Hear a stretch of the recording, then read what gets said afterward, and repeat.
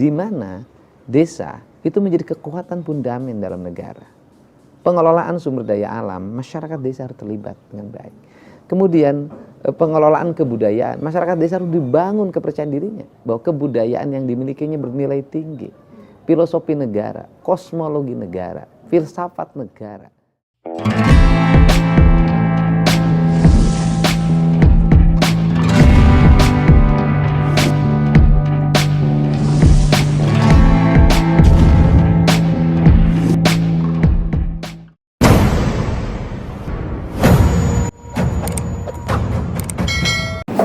Assalamualaikum warahmatullahi wabarakatuh.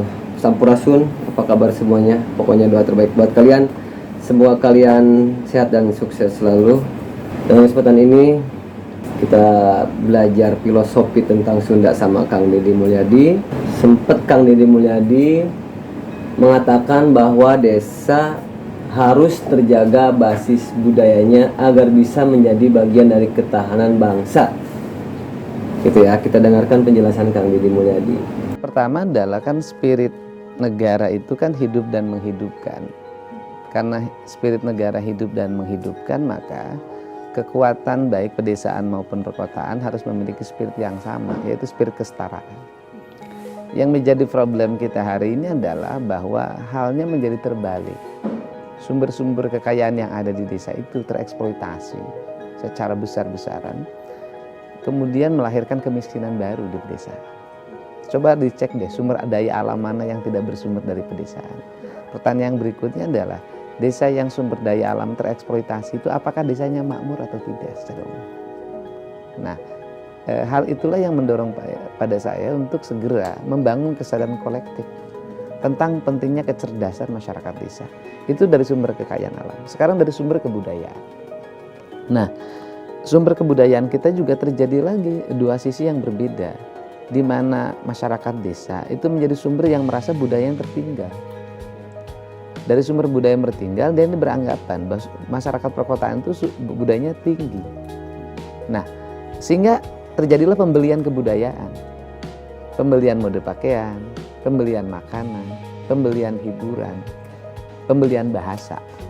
Nah, sehingga desa kembali lagi yang kedua, setelah kekayaannya hilang, mereka juga kehilangan kekayaan kebudayaannya. Maka orang-orang pedesaan menjadi konsumeris. Nah, konsumeris ini melahirkan kemiskinan. Kemiskinan di apa? Karena ada degradasi kebudayaan, maka kepercayaan diri orang desa menjadi luntur. Kepercayaan diri akan pertaniannya luntur, sehingga anak-anak desa tidak lagi menyukai pertanian. Kepercayaan diri terhadap peternakannya luntur, anak-anak desa tidak menyukai peternakan. Anak-anak desa kembali menggunakan aspek-aspek elektrik dan mekanik. Dan semuanya beli. Nah, belinya dari mana? Belinya mereka dari menjual aset yang dimiliki di pedesaan. Mereka berurban ke perkotaan menjadi kelas miskin baru. Jadi gelandangan, jadi preman. Menjadi beban masyarakat perkotaan. Oleh ke perkotaan diburu lagi, suruh pulang lagi. Pulang ke desanya dia nggak punya apa-apa. Ini kan problem sosial yang harus segera diselesaikan. Karena ini problem sosial sudah diselesaikan, maka harus ada sebuah kebijakan revitalisasi kebudayaan yang dilakukan oleh negara, di mana desa itu menjadi kekuatan fundamen dalam negara. Pengelolaan sumber daya alam, masyarakat desa harus terlibat dengan baik. Kemudian pengelolaan kebudayaan, masyarakat desa harus dibangun kepercayaan dirinya bahwa kebudayaan yang dimilikinya bernilai tinggi. Filosofi negara, kosmologi negara, filsafat negara. Nah, ini harus dibangun. Karena dibangun maka nanti lahir kepercayaan diri. Nah, dari lahir kepercayaan diri maka akan menjadi kekuatan ekonomi. Karena prinsipnya ekonomi itu cuma 4. Berasal dari bahasa ekonomi itu, berasal dari pakaian ekonomi itu, berasal dari makanan ekonomi itu, berasal dari estetika. Seluruh pergulatan kehidupan tidak jauh dengan itu. Orang mode itu kan cari model pakaian. Orang mode itu cari model makanan. Orang mode itu cari model hiburan.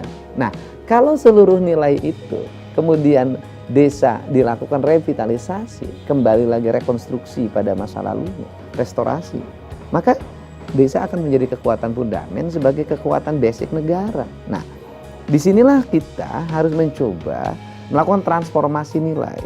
Begini, saya katakan bahwa orang-orang desa atau orang desa dalam arti kampung di kita, bahkan orang perkotaan di Indonesia, itu salah kaprah dalam memahami Barat.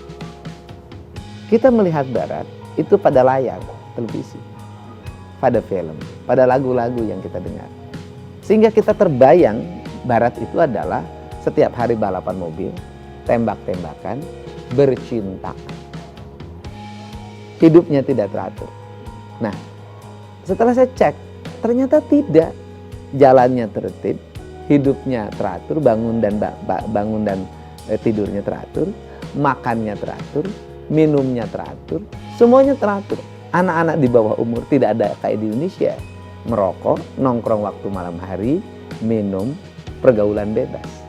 Nah, kita adopsi itu seluruh televisi itu, film, telenovela itu dianggap sebagai gaya hidup yang modernis.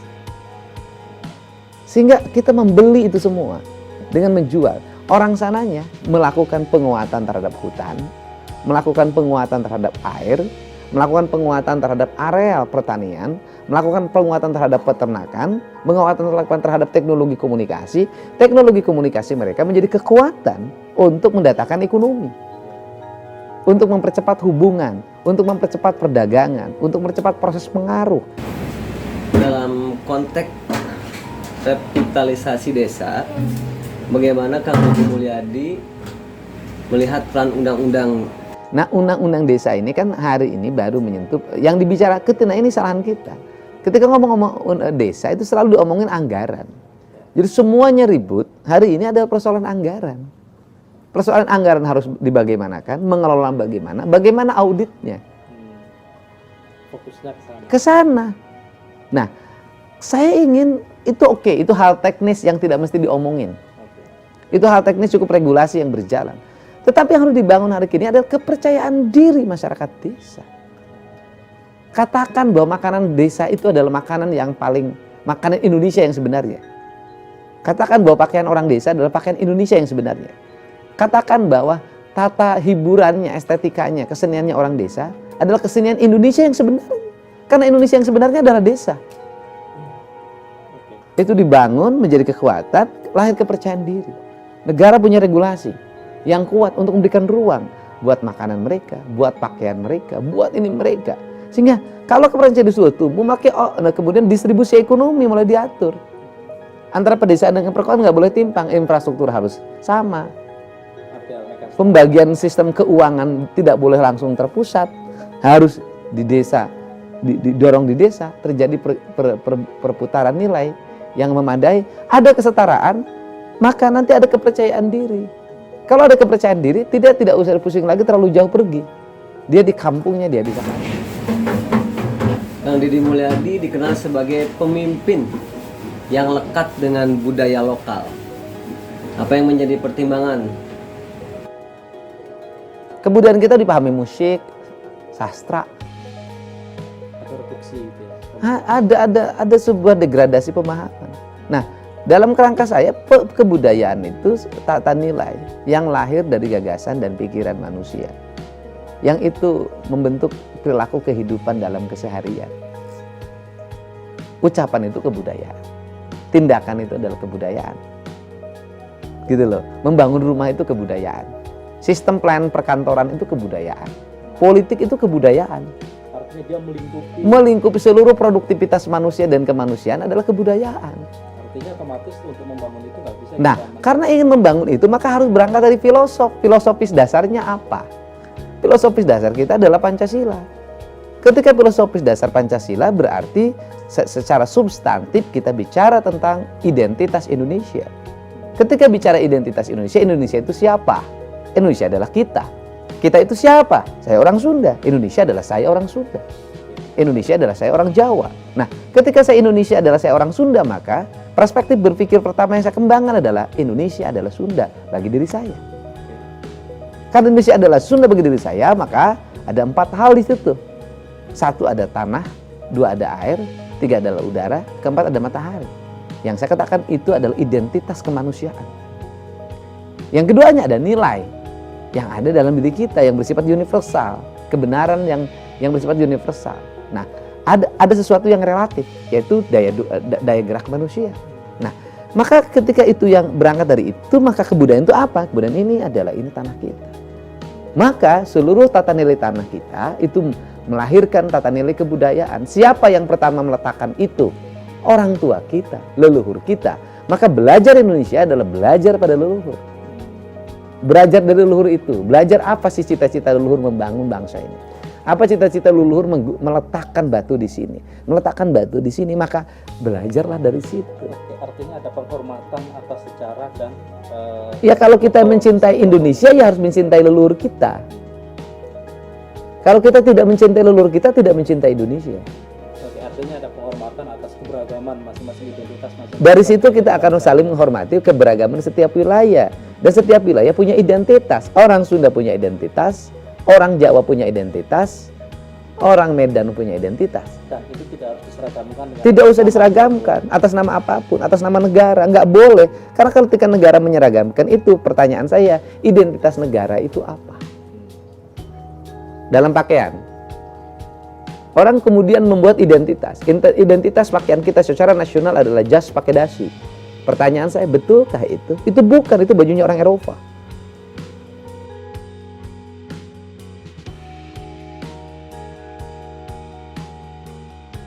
Mengajak orang, bukan berubah ya, mengajak orang untuk mengenal masa lalu yang diasingkan. Jangan salah loh, ketika ngomong kesundaan terasing. seolah menjadi sesuatu yang lain. Ketika saya pakai ikat, misalnya kayak gini, oh itu Bali. Saya tersenyum. Bukankah Bali itu adalah adiknya Sunda? Bukankah Bali itu sebut Sunda kecil? Jadi ketika saya mau menggunakan ikat ini yang mirip Bali, padahal beda, bukan Bali. Bali itu ikatnya, di depannya itu ayam jago. Saya punya contohnya, ayam jago. Nah saya itu di depannya segitiga ke atas, monotheism, penyembah Tuhan yang tunggal. Nah itu kan beda. Nah karena tidak mengenalnya. Terus yang kedua adalah, kemudian ngomong lagi yang kedua, Hindu. Pertanyaan saya, kenapa orang yang pakai jas dan dasi nggak disebut Kristen? Kenapa orang pakai jeans, t-shirt, kacamata hitam, pakai topi, nggak disebut Katolik? Dan Yahudi juga. Nggak disebut Yahudi.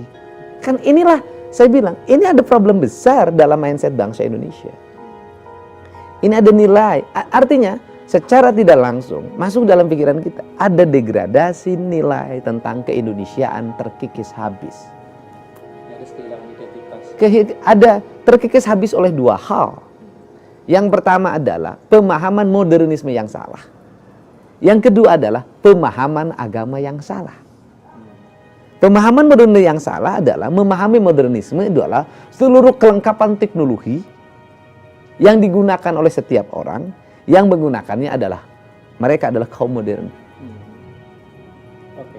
Padahal seluruh perangkat teknologi itu dibeli. Belinya pakai apa? Nah itu kan salah gagal paham. Nah, yang kedua adalah agama. Bahwa seluruh sesuatu bagi saya orang Islam yang bernilai, yang berkultur Arab itu adalah Islam. Nah, inilah sebenarnya yang harus segera dibangun secara bersama-sama. Modernisme adalah sebuah nilai kekinian yang berkembang berdasarkan asas kebutuhan publik. Orang modern itu bisa jadi menggunakan traktor, itu mesin otomotif, mesin pembajak sawah itu sangat cocok untuk di daerah yang hamparannya sangat luas, yang dikejar target produksi. Tapi bisa jadi untuk daerah yang berpundak-pundak itu menggunakan kerbau. Bisa jadi bahwa yang modern yang pakai kerbau. Kenapa? Karena unsur kerbau itu akan lahir pariwisata, akan lahir nilai ekonomi. Di sini tersedot. Orang kita ini belum bisa membedakan antara modernisme dengan konsumerisme. Modern itu efisien loh. Menggunakan gadget itu modern. Kalau gadget itu melahirkan efisiensi, percepatan komunikasi, mengurangi ongkos, mengurangi beban kerja, mengurangi biaya produksi. Tetapi kalau itu digunakan seharian tidak kerja, inefisien, konsumtif. Ya faktor pemahaman itu aja cukup. Dari pemahaman itu akan lahir keluasan berpikir. Dari keluasan berpikir itu akan lahir spirit. akan lahir spirit, lahir spiritual, lahir identitas, lahir produktivitas ekonomi. Saya katakan kan saya bilang kebudayaan 4 yang dilahirkan, 1 bahasa, 2 makanan, 3 pakaian, 4 estetika. Lah terselesai kan? Kalau orang sudah punya bahasa sendiri, makanan sendiri, pakaian sendiri, estetika sendiri, teknologi segala macam kan itu rangkaian saja. Clear? Berarti dia menjadi negara yang berbudaya. Negara yang berbudaya, negara yang tidak impor daging, negara yang tidak impor padi, negara tidak impor kedelai, negara tidak impor jagung. Kenapa? Karena kultur kita sudah sangat cukup. Apa yang membuat kita hari ini menjadi problem? Bukan hanya menyalahkan pemerintah kok. Memang konsumsi publik sudah semakin tinggi, kemudian publiknya tidak berdaya terhadap kebutuhan pokok.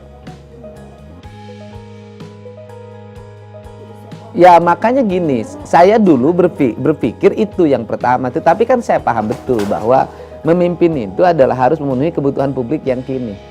Maka saya menjelaskan seluruh perubahan pola pikir itu dengan karya. Gitu loh. Ini loh, pembangunan berbasis kebudayaan. Ini loh, rumah berkebudayaan. Ini loh, areal pertanian yang berkebudayaan organik. Ini loh, sekolah yang berkebudayaan. Ada toilet di kelasnya. Makan telur seminggu sekali disiapkan oleh pemerintah. Sekolahnya tanpa jajanan. Minum susu anak-anaknya. Kakinya bersih, tangannya bersih, bajunya tertata dengan baik. Ini loh kebudayaan Sunda. Oke, luar biasa teman-teman. Itulah strategi Kang Deddy untuk kebudayaan ya, khususnya di Jawa Barat. Saya ucapkan terima kasih yang telah mampir di Kalijati TV channel. Pokoknya doa terbaik buat kalian, semoga kalian sehat dan sukses selalu. Jangan lupa untuk berbagi, silahkan komen, share, dan juga subscribe. Sampai ketemu di video berikutnya. Salam Jawa Barat istimewa.